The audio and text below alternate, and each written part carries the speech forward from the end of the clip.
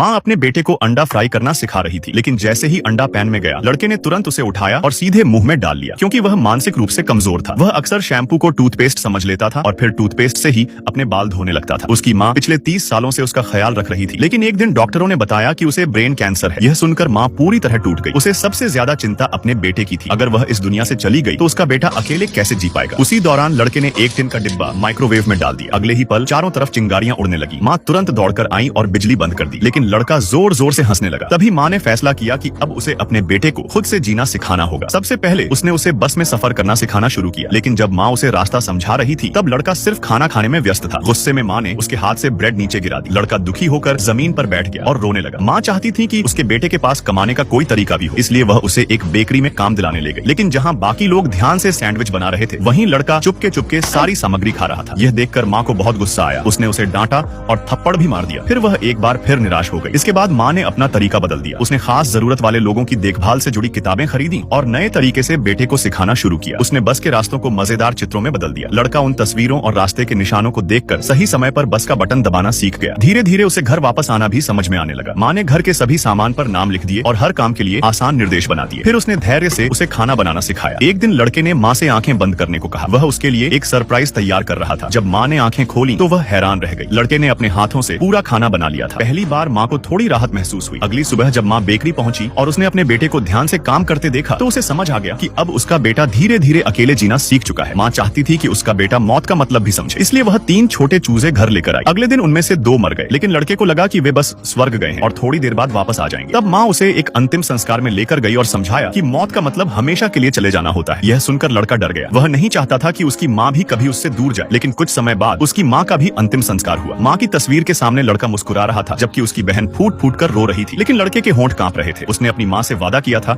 कि वह कभी नहीं रोएगा, इसीलिए वह मुस्कुराते हुए अपनी माँ को अलविदा कह रहा था, मगर उसकी आंखों से आंसू फिर भी बहते रहे।